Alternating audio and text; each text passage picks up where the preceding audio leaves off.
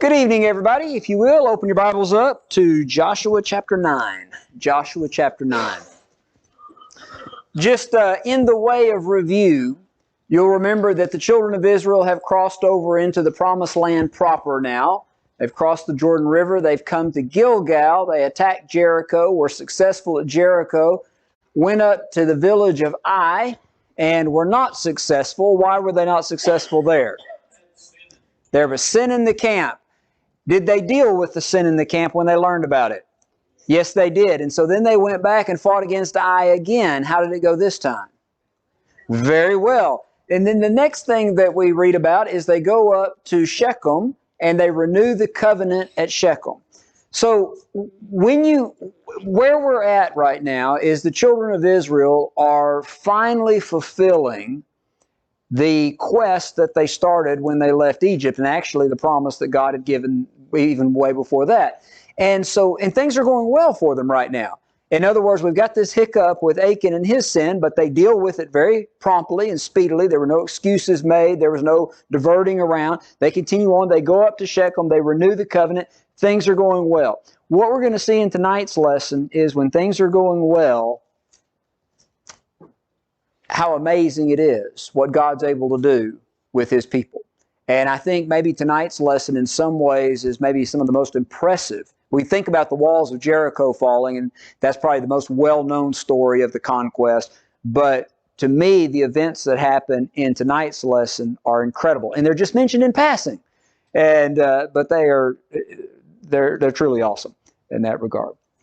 Anything you want to say before we get into the new material?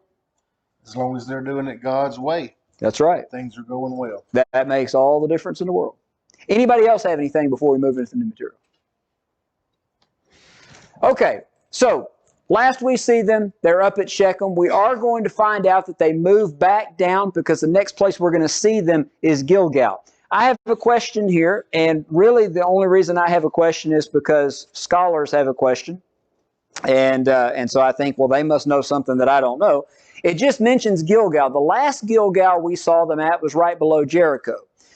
But the consensus among scholars seems to be that this Gilgal is going to be somewhere in the plain up here. You notice even on this map, they've got Gilgal with a little question mark on it. I said plain, up in the hill country, rather. So they think that probably this Gilgal is somewhere up here. I'm not sure all of the reasons why. I'm just telling you that seems to be the consensus among scholars, and so I'll give you those options of where you think they might be at this time. But they're at a place called Gilgal. I know one thing I read said that whether it is or it isn't, it would have been a great place for army or a military to camp at, because of the vantage point they would have had of different places around them. Okay. What was the reason that the scholars say that? If you go down to chapter 10, verse 12, and it's talking about the sun stands still over Gideon, and the moon in the valley of Ai-Elohim. Mm-hmm. I don't know, because the valley of Ajalon is going to be it's going to be down in this area, down here. So I don't know if that factors in or not. Will this be the main camping base? It is going to be for what we call the Central and Southern Campaign. Yes. And so that seems to be where they go out on this campaign and where they go back to in that. Not to get too bogged down into this, but it wouldn't make a whole, for it to be the other Gilgal that they had been camped at in the Jordan Valley. It's hard to picture the ruggedness of the terrain here, but if it would have been that camp, they would have had to have made a very steep climb. Anywhere they went, yes. Yeah. That's an excellent point. That the climb from the Gilgal down here, like say up to where well, if I could find my placing here, up to where Jerusalem would be. Where's Jabesh on here? There it is, right there. that's Jerusalem, modern day Jerusalem, is, I forget the elevation change, but it's incredible. And it would be an all day, very strenuous hike. And so that may be the reason why they think they wouldn't have stayed there, because that's a terrible place to march your army up every time you're going to attack a place. And so maybe that's the reason. I don't know. Anyway, want to think about, if you are a Canaanite living anywhere in this area, have you heard anything about these people that are coming? What have you heard? All right, we know most recently they've attacked Jericho. What do we know about Jericho? Well-fortified city, and it fell no problem. They didn't have any casualties that we know of in that. Not quite as impressive as far as fortifications, but it fell as well. What do we know even before that? Yeah, we've heard about what happened to the Egyptians, the most powerful military in the world at that time, that this God of this people defeated them. So what are we thinking about our chances? Not yet. It's time. That'd be a good solution there. So if Jericho couldn't stand, and now we see, okay, they weren't satisfied with Jericho, they moved into starting to attack the cities around. Ai's already fallen. What are we going to do here? We've got to come up with a plan. And here's the plan that they came up with, which is not surprising. I think this is the plan that maybe a lot of us would have come up with. Look, if we just try to take them on one by one, individually, town by town, same thing's going to repeat itself. We're going to fall one by one. Maybe if we can get together. Now remember, these are not, many of these places are not in alliance with one another. Each little city has its own, sometimes they're fighting among themselves from what we know about this time. But what if we could set aside all of our differences, we could all team up together, pool our resources, and attack them as a cohesive army? Maybe we'd be successful then. Does that sound like that's a possibility? Sound like a better chance than just waiting for them to come and pick us off one by one? All right. I like what Steve said, no. Steve, why would you say that? They're going against God. So you say that because you have faith in God. Yeah, and anybody at that time, after they heard the stories about them and what their God did for them, they had fear of God. Yes. All right. So I want you to notice the difference in what he just said. Is there a difference of a recognition of God and maybe even a fear of God and a faith in God? Now, I'm using that word faith because sometimes people talk about, well, if you believe, no, they believed in God. They believed that this God, Yahweh of these Hebrews, was some kind of powerful God. And they were trembling. We've already seen that from Rahab's testimony there. But that was not any type of faith that motivated them to do anything that was... Rahab had faith, but the rest of the people of Jericho did not have faith, even though they trembled at the idea of God. The demons tremble at the idea of God, but they don't have faith that is able to deliver them. And so what we're going to see in this tonight's lesson is that same thing again. The difference between fearing God and being aware that He is powerful and He is awesome, and having faith in God, which leads to deliverance. And we're going to see that demonstrated just like we saw it with Rahab, contrasted with the people of Jericho. We'll see it in tonight's lesson as well.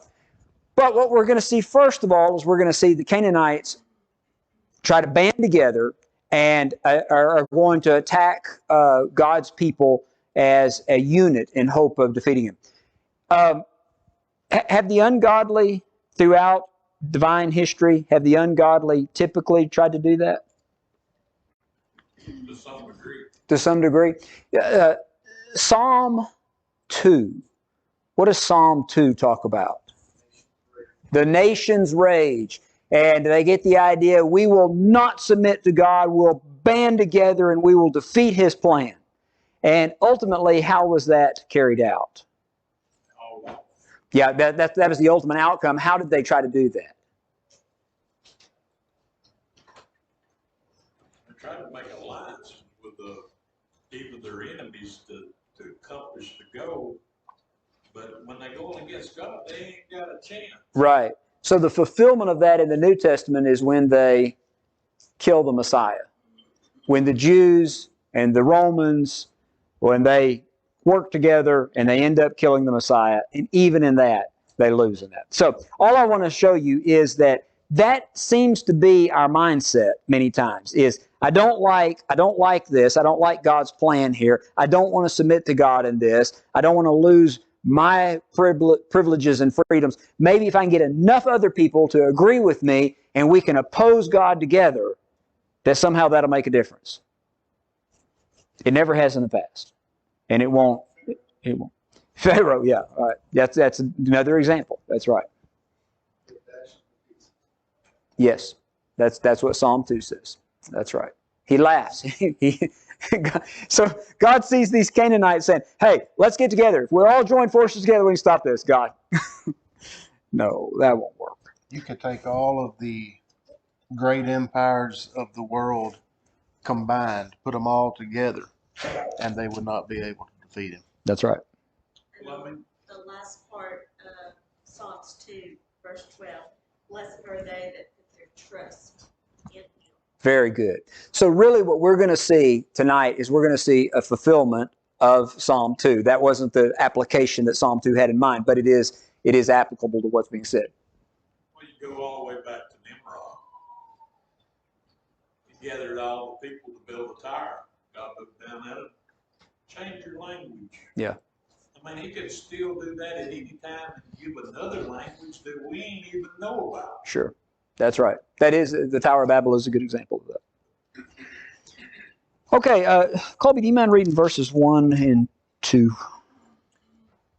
Chapter 9, right? Yes, yes. And it came to pass when all the kings who were on this side of the Jordan, in the hills and in the lowland, and in all the coast of the great sea toward Lebanon, the Hittite, the Amorite, the Canaanite, the Perizzite, the Hivite, and the Jebusite heard about it, that they gathered together to fight with Joshua and Israel with one accord. All right, so here they're making a coalition, and they're working on this, and everybody's like, all right, we'll band together. Except who? The Gibeonites.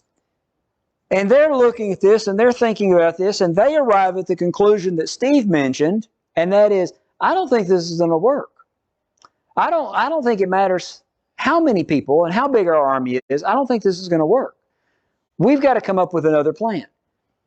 And if you can't beat them, which is a really wise thing to do with God. In Psalm 2, if I remember correctly, it talks about bowing down to the Son and kissing his hand, making peace with God's Son, making peace with God, because you can't defeat him.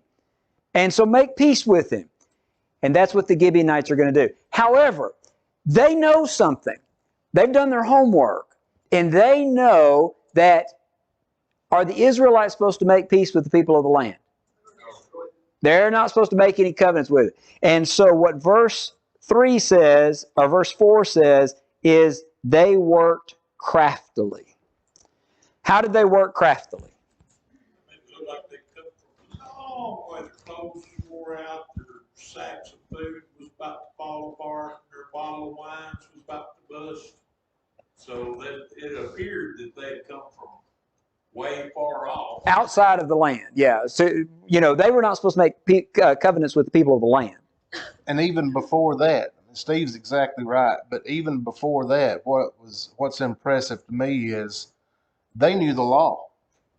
They knew God's law, yes, because they know that there was a provision made, yep, for the part you were talking about them not being able to, about them, right, supposed to kill all the inhabitants of the land. Yes. And you may be going to talk about that. No, that's a great point. So somehow these people have the information not just about what happened to the Egyptians and what they've heard happened to Sihon and Og and then Jericho and Ai, but they know what God's instructions were to the Israelites, and how they were not to make covenants with the people of the land, but they could make covenants with people that were outside the land. And so they take all of that information and they pretend that they have come from somewhere far off. And they went, verse 6 says, they went to Joshua at Gilgal and said to the men of Israel, we have come from a far country. Now therefore make a covenant with us. So they make it clear. We've come from a far country. But the men of Israel said in verse 7, perhaps you dwell among us. How can we make a covenant with you? So the Israelites are not just super gullible here. And they're like, I don't know, maybe you're not from outside the land and we're not supposed to do that. Which, is that good that they're thoughtful about this?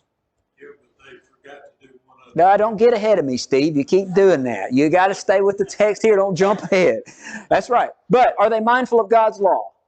Yes. Yes, they are. And that's a good thing. They're mindful of God's law.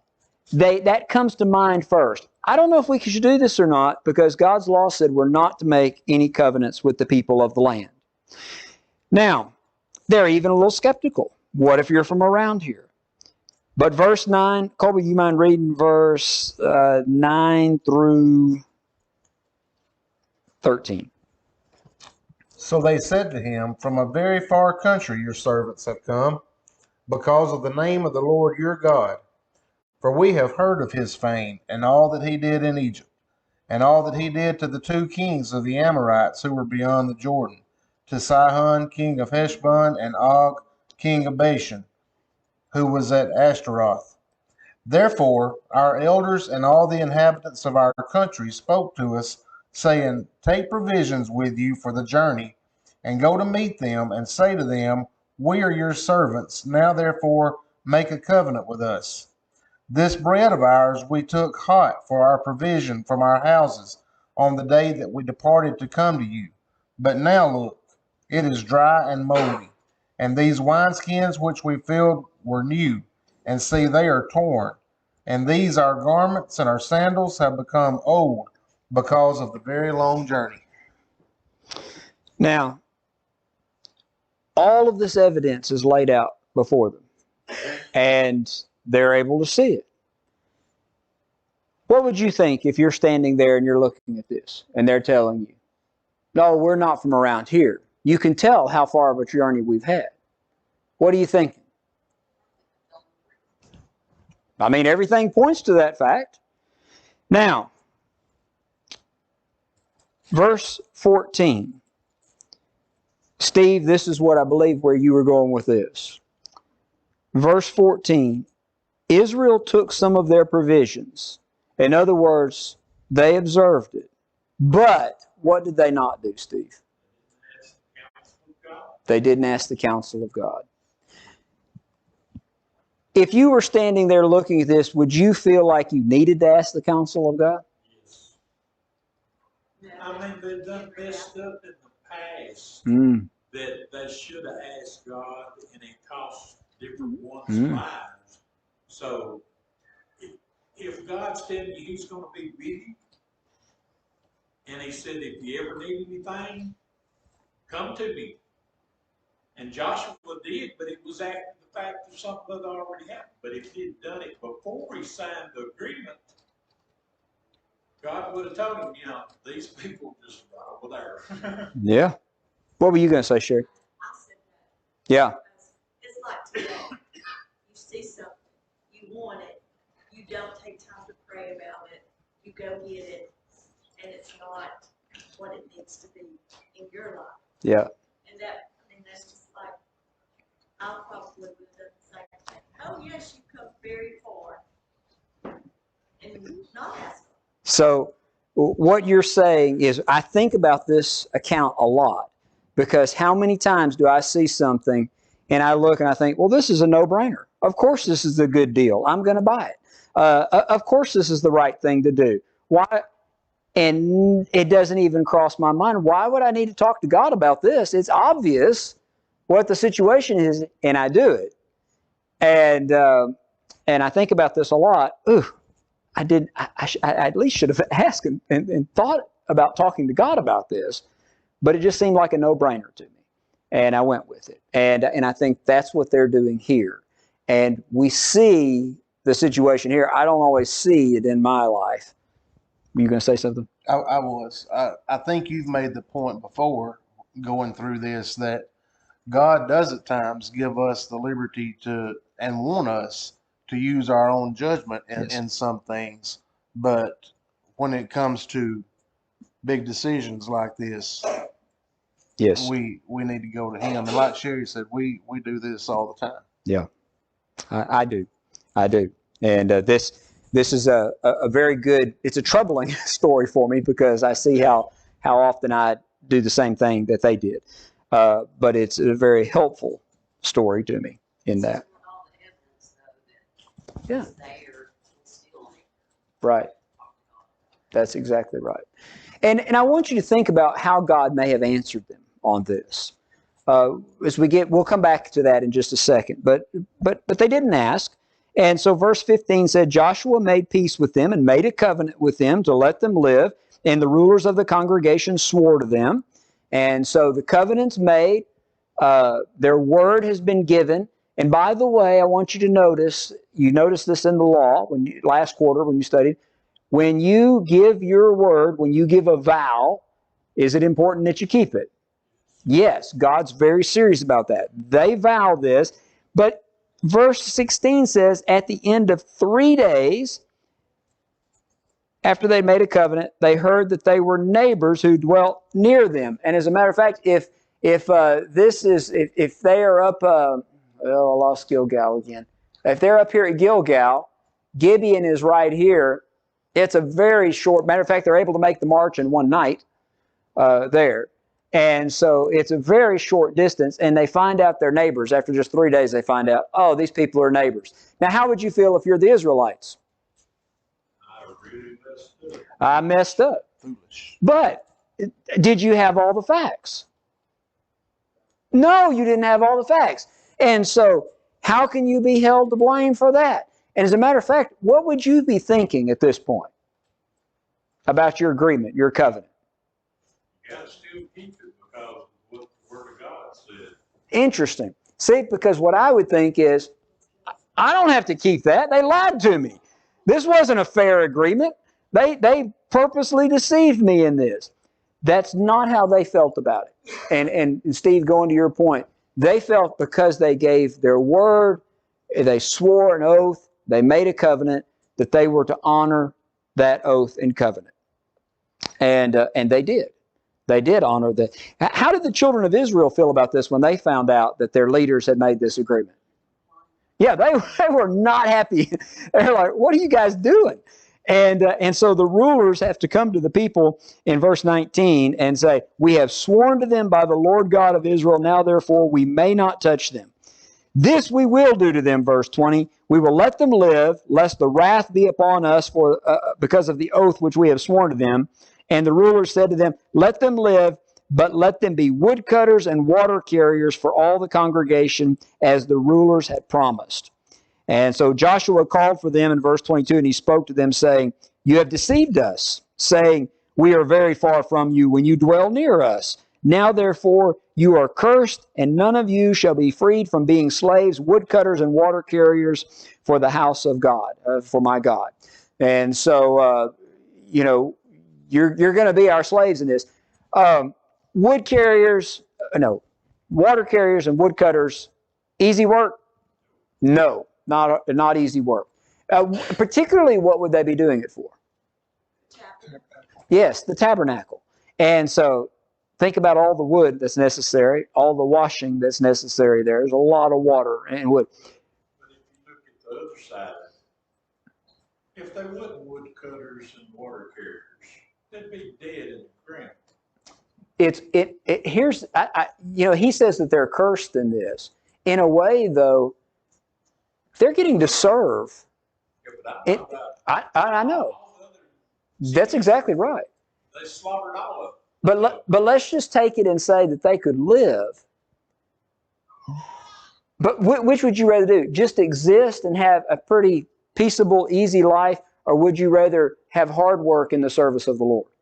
Well, if you're actually following Christ, you actually are in work because all the world's against you.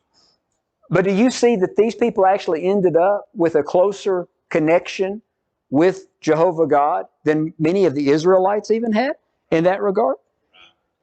They're being protected. Now, who do you think's behind this? I think God's behind this. Why is God behind this? Why did God allow these people who outright lied about their location, why did He honor that oath? Because I think God, we're going to find out later on, there are laws about oaths that if you enter into an oath hastily and you didn't have all the information, the Proverbs say, get out of that right away. And, make haste to undo that oath. That's not what happens here. They honor that oath. Why does God allow them to live and then allow them to be actually in service in His tabernacle? It's also to teach the whole tribe of Israel a lesson that hopefully in the future They'll be careful. that they'll be more That's right. to Him than just taking it upon themselves. That's right. Well, I happen to know that God is a God who not only restores, but takes our mistakes into His plan and brings good out of them. Okay. So He was using the Gibeonites for His plan. Yeah. Now, I have a question though. So when Israel goes, when they move and the tabernacle moves, does the Gibeonites go with them? Yeah, so, the tabernacle's not going to be moving like it did before because they're in the land now. But yes, apparently the Gibeonites are going to be near the tabernacle, wherever it is. It'll be in Shiloh later on. And they're still apparently woodcutters and water carriers at that point in that. The way I took it, and I'm not trying to cut off what you might be about to say later, but they're actually mentioned in the scriptures now with the Levites that are going to be doing the work of the Lord with the tabernacle. And not only that, but we're going to find out later that they're actually kind of like Rahab was mentioned with honor. Yes. Some of the only non-Israelites, I guess, Yes. would be a good way That's to right. put it, that are used that way. So what was the deciding factor here? I go back to verse 11. That says, they come before him and say, we are your servants. Yes. So I think they're opposed to serve God. They humbled themselves. They humbled themselves. And why did they humble themselves? The alternative was death. But they feared the Lord. And the word that I'm looking for here is faith. They put their trust. Yeah, that's right. They put their trust in, we can't beat this God. Let's serve this God. And you know what? These people were condemned to the condemnation of destruction.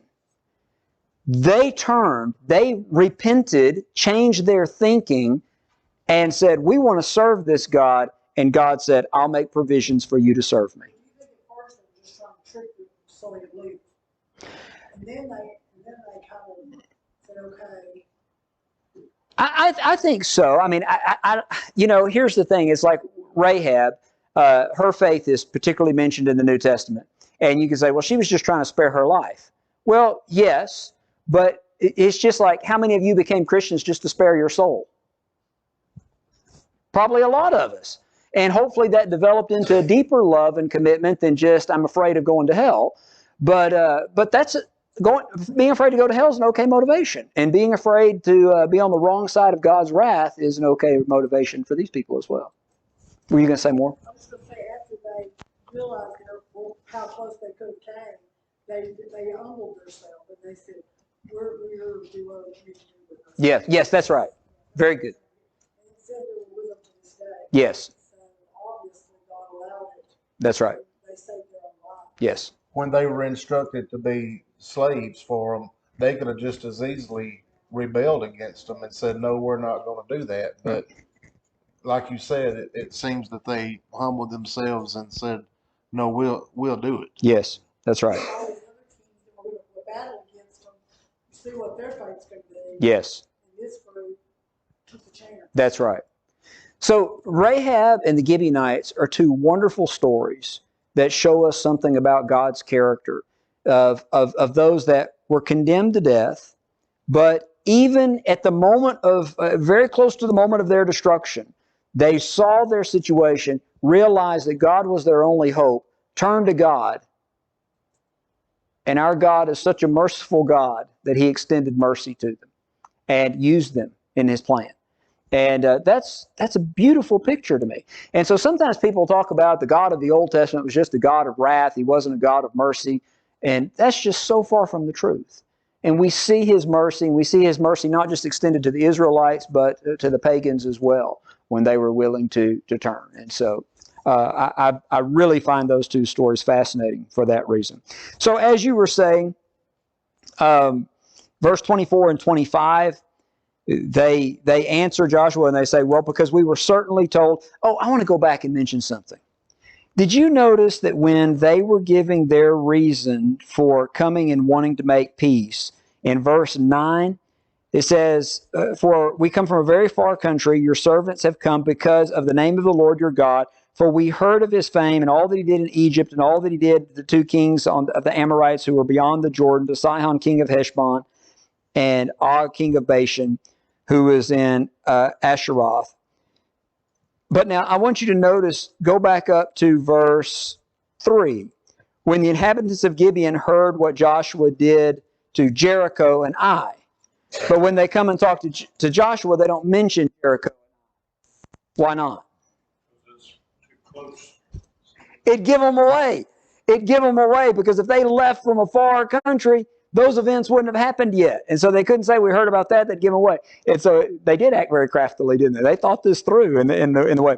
So in verse 24, he says, we were told about the Lord your God, how He commanded His servant Moses to give you all the land and to destroy all the inhabitants of the land before you.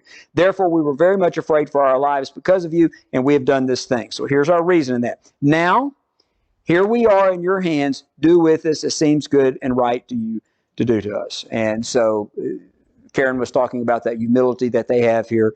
They're well pleased to serve as the servants of the Israelites and to serve in the hard labor of the tabernacle, as opposed to be opposed to God. And you made a good point a while ago that I think we need to really stress, is that this wouldn't have been like well, go out there and cut me a little wood for this week. This would have been something that would have more than likely been continuous all of the time. Yeah. Well, if you look at the amount of sacrifices. Oh, yeah. The amount of animals that they burnt at the temple or the tabernacle. I mean, it'd take a whole probably city to cut wood full time just to have enough material to burn all. I've thought about that. And then the water to do all the washing. I know. Because it gets bloody and they have to. And this is heavy work. This is heavy work. Gerald, were you going to say something? You know, they were playing with house money.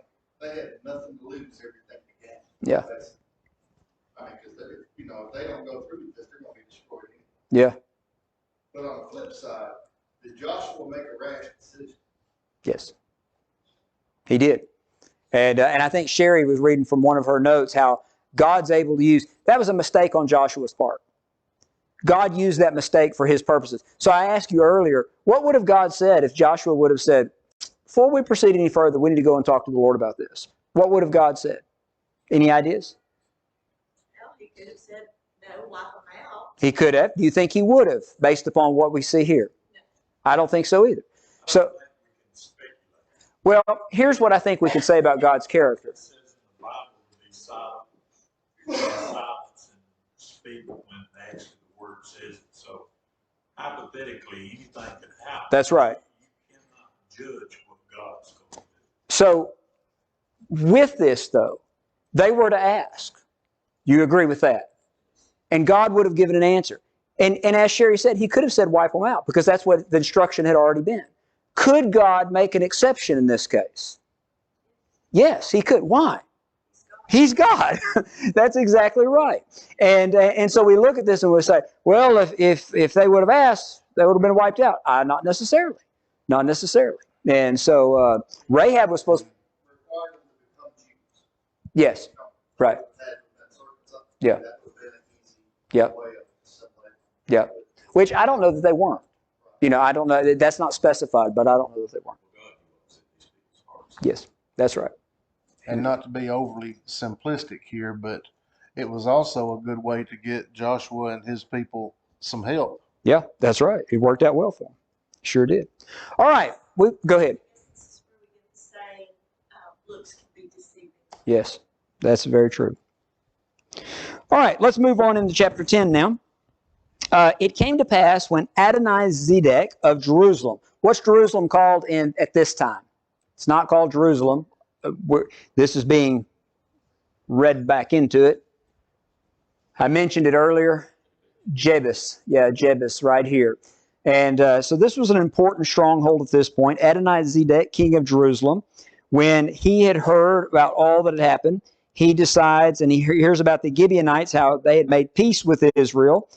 He feared greatly because Gibeon was a great city, like one of the royal cities, and because it was greater than Ai, and all the men were mighty. Therefore, Adonizedek, king of Jerusalem, sent to Horam, king of Hebron, Piram, king of Jarmuth, Japhi, king of Lachish, and Debir, king of Eglon, saying, "Come and help me, that we may attack Gibeon, for it has made peace with Joshua and with the children of Israel." Why do they want to attack Gibeon?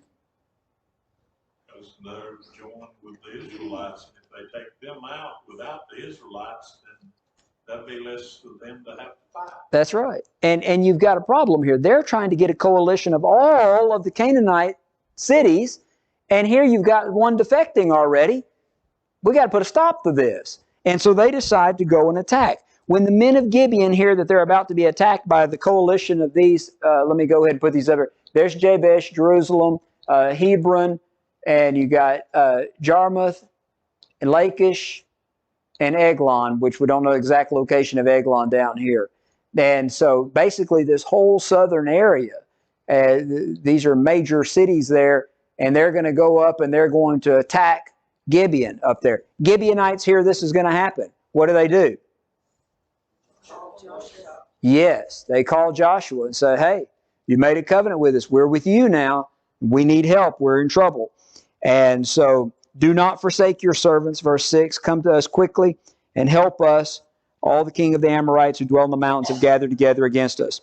And so this is great because here again, the nations are raging. They're fighting against God, and God's using it right into his plan. Because what he's doing is he's gathering the major war powers from the mountains there, collecting them all in one place to deliver to Joshua. That's what's taking place. Now, it doesn't look like that from their standpoint. I wonder if the people of Gibeon felt like, "Oh, this is great. This is going just the way God wants it." No, they're all ganging up against us. This is terrible. But it's going to work out just perfect. And God does that. He uses, in our Lord's Prayer, he teaches us to pray for his kingdom. And you think about, how do you pray for the kingdom? Well, you pray that all of God's creation would be submissive to him, that the saints would do his will on earth. What about God's enemies? That they would come to know him. What if they don't come to know him? That they would do his will too. And you know what these people are doing? They're not coming to know him. They're trying to rebel against him. But you know what they're doing? They're accomplishing God's will. They're accomplishing God's purposes. So they come and camp out against Gibeon. And Joshua receives the word. And how does Joshua answer verse 8? Colby, do you mind reading that? The Lord said to Joshua, "Do not fear them, for I have delivered them into your hand. Not a man of them shall stand before you." Joshua therefore came upon them suddenly, having marched all night from Gilgal. Continue on in verse 10 there. Okay. So the Lord routed them before Israel, killed them with a great slaughter at Gibeon, chased them along the road that goes to Beth-horon, and struck them down as far as Azekah and Makkedah. Very good. All right, stop right there. Now, wherever Gilgal is, whether it's here or whether it's down in the plain, whichever location you think is more likely, they march all night to get there. Now remember, combat at this time was very physical. You didn't pull a trigger. You didn't push a button. When you finally encountered the enemy, many times you wrestled with them until you could strangle the life out of them or hack them to pieces. I mean, it was brutal. You march all night long, a hard march through mountainous territory, and arrive there in the morning. Now, you have something you have an advantage without taking God into the factor. The advantage is you surprise them because they weren't expecting you to show up. So that's the advantage. The disadvantage is you're exhausted when you get there. And so the Israelites show up exhausted. They do have the element of surprise. And what ends up happening is they struck them down. They rout them. And it says that they are going to flee. And they flee all the way up to Beth Horon over here. And so they're chasing them now. They marched all night. Then they encountered them in a battle, put them to flight, and now they're chasing them. You think their energy levels have gone up or not? I would not think so. I would think they would be pretty depleted at this point. But they're chasing them. Now look at verse 11. You want to read verse 11 for me? Sure.